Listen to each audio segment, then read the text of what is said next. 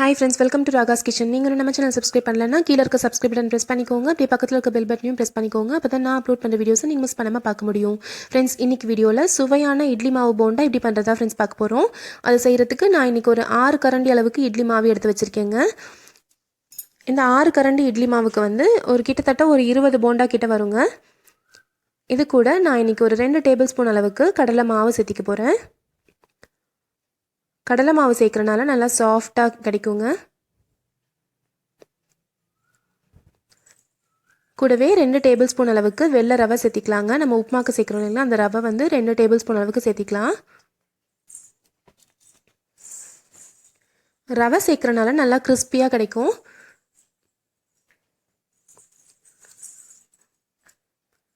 ஒரு அரை ஸ்பூன் அளவுக்கு சீரகம் சேர்த்திக்கலாம். இது டைஜஷனுக்கும் ரொம்ப நல்லது. அதே மாதிரி நல்ல ஒரு வாசனை கொடுக்கும்.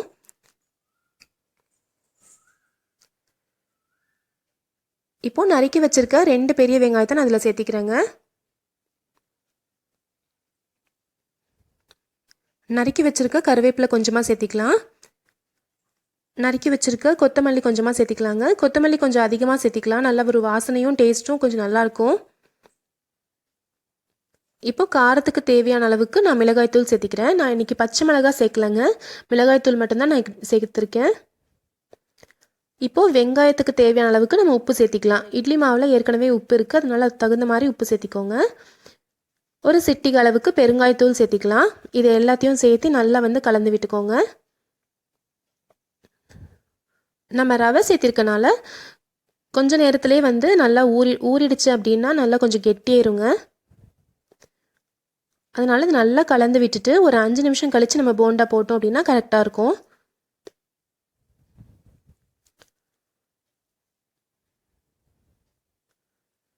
மாவெல்லாம் நல்லா மிக்ஸ் ஆகிற மாதிரி நல்லா வந்து கலந்து விட்டுக்கோங்க. இப்போ நம்ம நல்லா கலந்து விட்டாச்சு.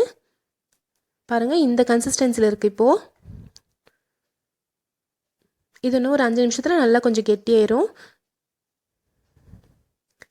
இப்போது நம்ம பொரிக்கிறதுக்கு தேவையான அளவுக்கு எண்ணெய் விட்டு நம்ம சூடு பண்ணிக்கலாம். நல்லா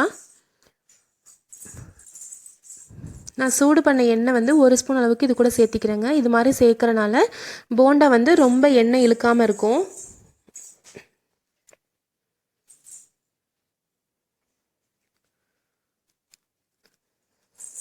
பாருங்கள், இப்போவே கொஞ்சம் நல்லா திக்காக இருக்குது. இப்போ நம்ம ஒரு கடாயில் தேவையான அளவுக்கு எண்ணெய் விட்டு சூடு பண்ணியிருக்கோம். இப்போ நல்லா சூடாயிருச்சு எண்ணெய். இப்போ நம்ம வந்து போண்டா போட ஆரம்பிச்சிடலாம். கரெக்டாக நீங்கள் போண்டா போடுறதுக்கு முன்னாடி கொஞ்சம் மீடியம் ஃப்ளேமில் வச்சுக்கோங்க. கொஞ்சம் கொஞ்சமாக மாவு எடுத்து இப்போ நம்ம போண்டாவை போட்டுக்கலாங்க.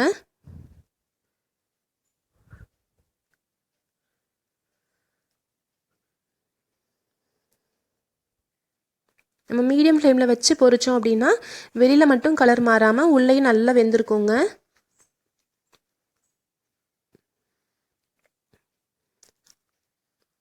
இப்போ நான் ஒரு 6 போண்டா கிட்ட போட்டிருக்கேன். ஒரு நிமிஷம் விட்டு அதுக்கப்புறமா இதை வந்து நம்ம திருப்பி போட்டுக்கலாம்.